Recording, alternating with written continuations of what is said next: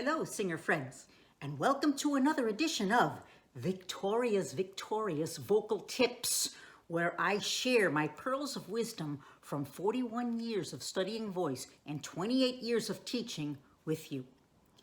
On the opening page of my website, I ask you a very profound question. Do you want to master your voice, meaning really sing, or do you want to sound like everyone else? I don't know about you, friends, but I don't want to sound like everyone else. I haven't worked this hard to have a cookie cutter voice that sounds like every other voice that you hear on the radio, on YouTube, or on a lot of the shows on TV.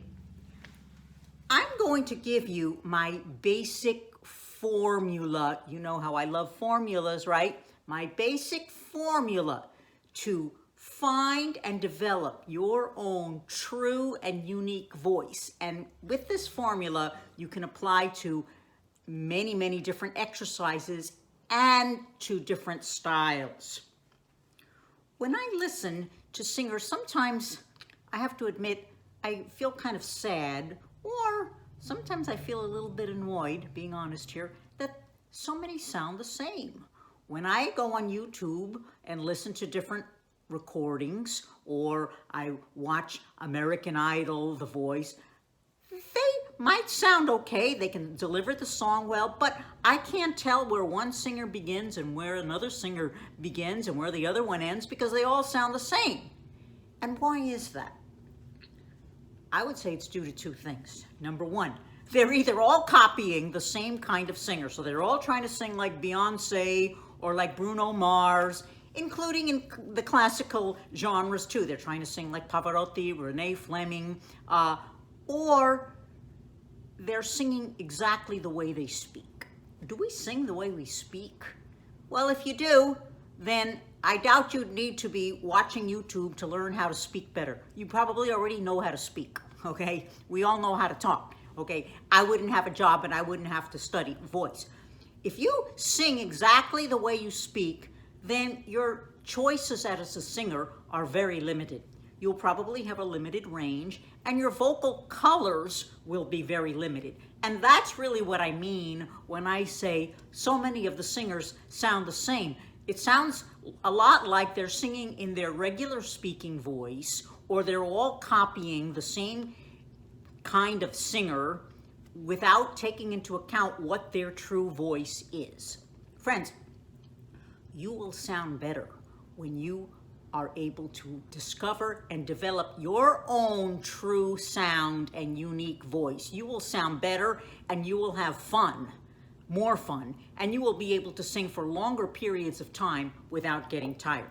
This is a given that it follows your proper posture and your proper breathing and your proper support of the tone, supporting the escape of air. I have separate videos on all of that, okay? Also, when we are finding our true voice, we are not thinking about style, because if you think of style, then you will automatically be copying something. I had a student in one of my classes who looked a lot like Bob Dylan, and he sounded like Bob Dylan, except I could tell he was squeezing and tightening and getting real nasal and all that to sound like Bob Dylan. And he told me he used to get tight and get sore throats. With exercises, he was able to find his own true unique voice and then go back to that style that he wanted to sing. And he no longer had those vocal problems. So we're going to find your true unique voice. Number one, you must find your open throat. Okay? Nothing is possible if your throat is tight.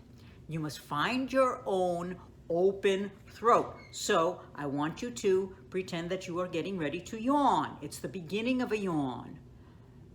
Okay? And you will notice that your tongue simply rests in the bed of your mouth, tip of the tongue behind your bottom front teeth, the jaw slightly underslung, and everything just feels nice and open and free inside. The beginning of a yawn, not a full-blown yawn.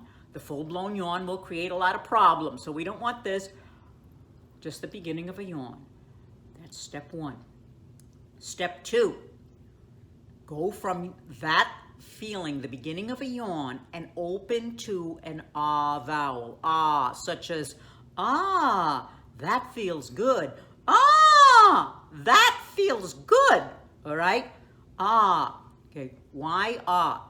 In my many years of experience, I find that beginning singers are able to experience the open throat most quickly on ah. It's a lot harder for them on E. Then I find that as the singer becomes more experienced, ah becomes the hardest vowel, E becomes a lot easier. But in the beginning, to find your open throat, beginning of the yawn, opening up to an ah. Ah, and you're just going to speak first. Ah. Then, number 3, you're going to go into what I call an ah spoken siren. Ah. Ah. Ah. Then you're going to sing ah. Ah. Ah. Ah.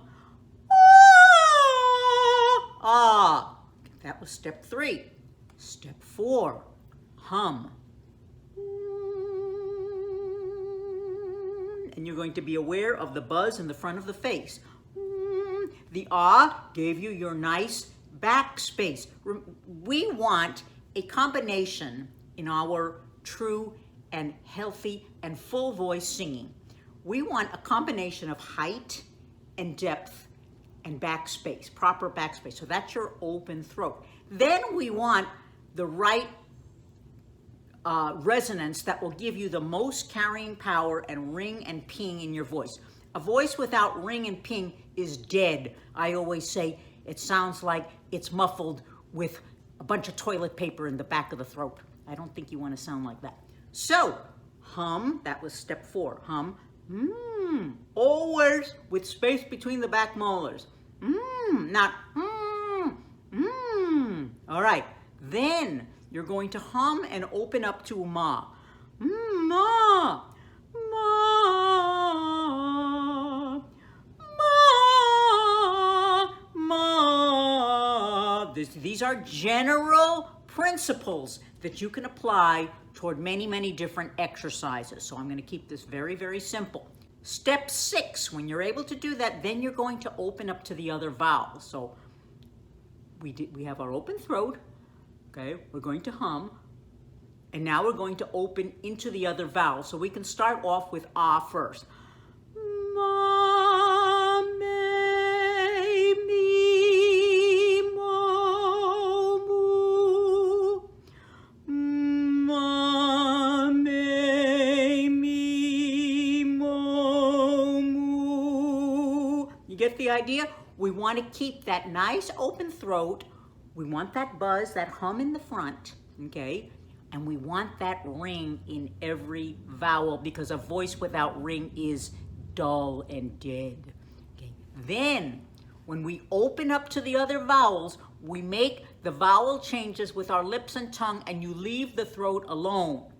Okay. If you close your throat, you're gonna have problems, and you're gonna sound like you have 5 different voices instead of one uniform timbre. Then, once you're able to do that, you're going to apply that to other exercises, and then you can add style. Now, friends, I have given in previous videos many quick fixes. This is your long-term solution, okay? Because good singing involves the coordination of many, many different muscle groups, and you are building and training and strengthening coordinations. Then you can add style. And believe me, I love style. All of my students love the cross training, because that's where the fun begins, and that's what makes the voice unique. There is no other instrument that has the range of colors that the human voice has. So I will demonstrate, because you all know how much I love to demonstrate. So I have my open throat, okay? I have my hum in the front, okay? My jaw and tongue are nice and free, and I can sing many different styles, such as way over yonder. Whenever I'm with him, burning inside, look at me, I'm as helpless as a kitten up a tree. Oh, mio bambino caro, mi strago e mi tormento. It's up to you, New York, New York. Yeah, baby. Okay. Many, many different styles possible because I have found my own true unique voice, and now I can apply it to many different styles and employ many different colors. I hope you have enjoyed another edition of Victoria's Victorious Vocal Tips. Visit my website, www.healthyvocaltechnique.com. Give me a thumbs up here on YouTube. Subscribe to my YouTube channel, and I will see you soon.